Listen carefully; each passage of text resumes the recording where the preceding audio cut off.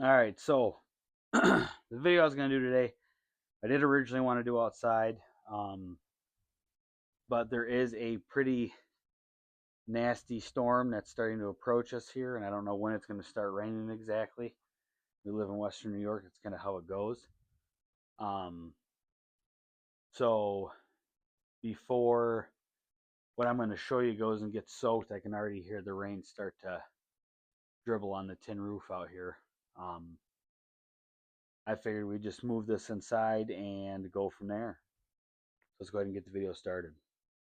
All right, so what I want to do was discuss some wool blankets and a little bit of my plan on how I'm going to use these buggers.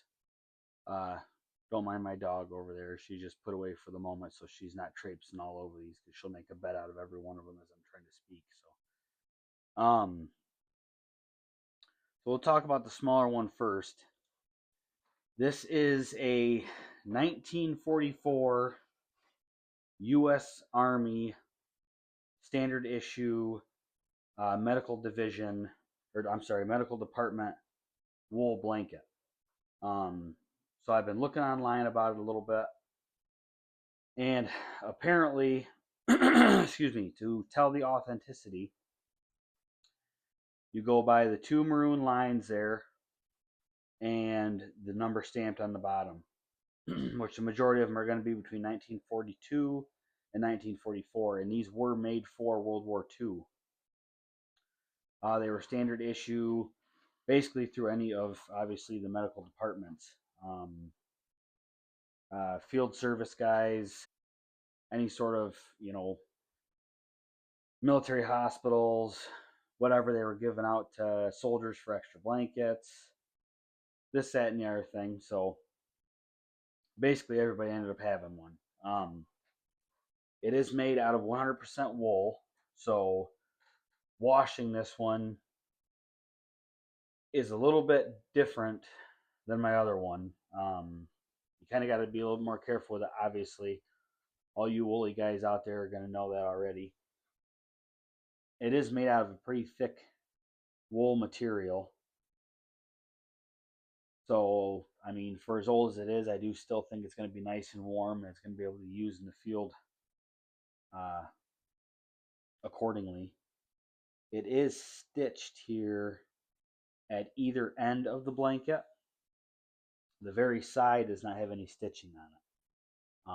It's just kind of, I guess, stitched over with the wool, or I'm not really sure how these things are made to really describe that, but yeah, but either way, there's no fraying, no nothing going on there. It's not tearing apart. There's no holes. I don't know how long my dad's had this or how long he's used it, but I would like to keep it pretty much in the condition that it's in, just because I think it's a cool blanket, and if anything, someday I'll use it as a little throw over the couch or something like that. So, what my plan with this one is to fold it down the center seam there, because it is relatively small. It's obviously meant for one person and to be a blanket. So the dimensions online that I'd seen, they were anywhere, they were kind of goofy. They were like 51 by 75 or 50 by 80. That was pretty much the standard dimensions. This one here I've measured out already, and it's actually 56 and a half inches wide and 82 and a half inches long. So I suppose it's a little bit longer than normal. I've been through pretty much the entire blanket now, just checking out all the edges and stuff, and the uh, thickness of the material doesn't seem to be raw anywhere, or kind of like, rubbing through. So I think she's going to be good to go. But what I want to do, fold it down the middle and either use it as my bed and put like a folded over 6 by 6 foot tarp underneath it to try to keep it as clean as possible, or see if I can get some nice pine boughs that are going to keep me off the ground enough to put this thing on. And again, just try to keep it nice and clean. But that is my plan for it. That's going to be my actual bed. Because for my 100th video, I'm going to go out and I'm just going to, just for fun, just go out and make a scout camp and just do some cooking out there and just do an overnight under a canvas tarp and just kind of see how things go, just using these pretty much for heat. Obviously, I'll have a fire going, but it's not really going to do too much once I'm underneath the tarp there. So this one here, this is 8 foot by 8 foot, and it's 95% wool. I got this off of Amazon. It was 69 bucks. If you get it, which I didn't realize this at the time, I wish I would have paid more attention. I was going for just OD green, and when I seen this one, it popped up, and for it being a queen size unit, which is 8 by 8, at $69, I thought that was an awesome price, especially for being 95% wool. But if you get it without the stripes on it, it's $10 less. So if that matters to you, you know, whatever, if you're looking for one. It is made by Emergency Ready. I guess they make blankets for all sorts of stuff too. They make blankets for the military. They make blankets for EMTs, for hospitals, and then just for camping and recreational use. So what I'm basically going to do with this one is, since I'm only 5'6", I can pretty much fit myself in between the middle of the two stripes there and fold one end over my feet and just wrap myself up like a burrito, and then I'll be totally covered. And on one end, I'll be able to fold the blanket over on itself 3, maybe even 4 times and use that as a pillow. So that's my initial plan, and the way that I'm going to build my shelter, there'll be just a very small area opened up to the outside, and that's where I'm going to try to have my fire. So if I do end up using it that way, I'll be able to have my fire so there's a little bit of heat coming in through the tarp on that side, and that'll at least keep my face warm. If not, if I don't feel like getting up all night stoking the fire, then I'll just completely wrap myself in the blanket and then just hold out for the night and see how much sleep I get. But this one here, it's actually pretty much the exact same thickness as the other one there. Just trying to get the sewing in there. It is stitched all the way around the blanket. And it being 95% wool, the 5% that isn't is hypoallergenic synthetic fibers. So it's obviously a very minute amount, and it pretty much does the exact same thing as 100% wool does. So this is basically the closest thing you're going to get to a 100% wool blanket for, you know, a tenth of the price of a 100% wool blanket this size. And what that does is Amazon, or I'm sorry, the company ships it to you, sells it on Amazon, whatever. It's been washed and handled 3 times. So that way, any shrinkage that's going to happen has already happened. So you can wash and dry this thing like you would a normal blanket. I would recommend, and I'm going to just hang dry it. There's no point in just taking that extra risk. I just would rather not. It doesn't take that long to dry them out. But I will wash it in the washing machine at least once and see how it turns out.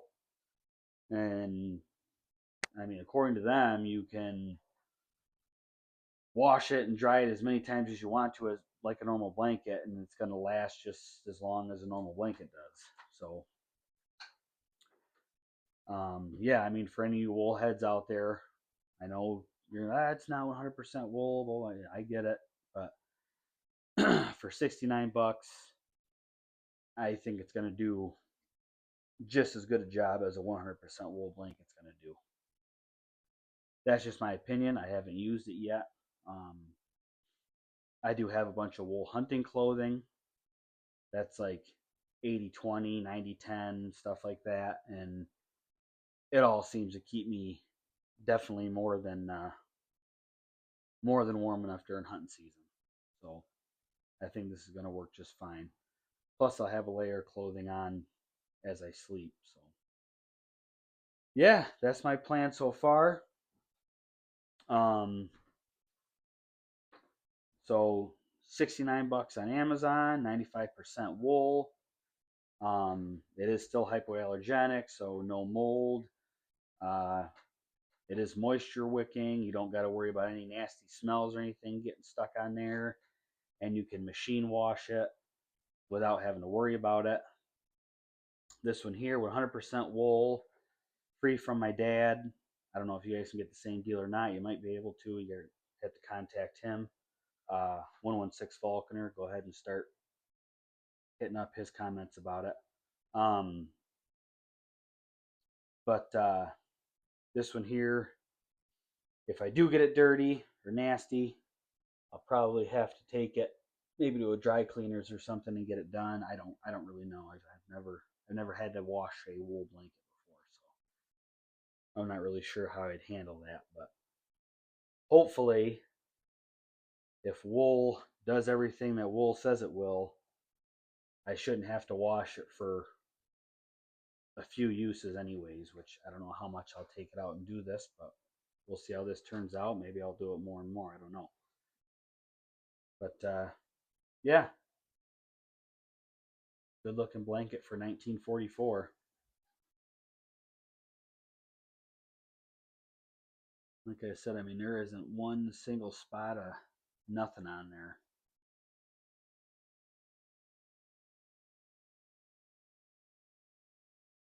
Super good condition. I'm pretty excited to see how it does there. Like I said, I mean, it's pretty much the exact same thickness all the way through this thing. And it is soft. I mean, both of them, they remind me more of like alpaca or something. It's not itchy, not anything. It feels like it's going to be completely comfortable to lay on. So that's nice to know that even if I do get hot and I decide to take a shirt off or something, that I'm not going to be itchy all night long or thinking that I have creepy crawlies all over me. And this one's the exact same way. I mean, just super, super soft. So, all right, guys, that's it. We'll stand back here for another size comparison. You guys got any ideas of how I might be able to make these work differently, or any ideas of how to keep specifically that one there as pristine as possible? Um, Let me know in the comments. In the meantime, I'm going to look it up to make sure that I don't screw that blanket up or make it all nasty or ruin it. And they both are, I don't know if I mentioned it or not, 100% wool, 95% wool. Regardless, they're both fire retardant. So, I mean, obviously, they will burn, but you're not going to have to worry about little teeny tiny embers falling on them and, you know, burning big old holes in them and destroying your blanket. So if it doesn't with this one, I don't really care as much. That's a little bit more replaceable than this one is. So, all right, guys, like the video, go ahead and like and subscribe to the channel. See you guys on the next one.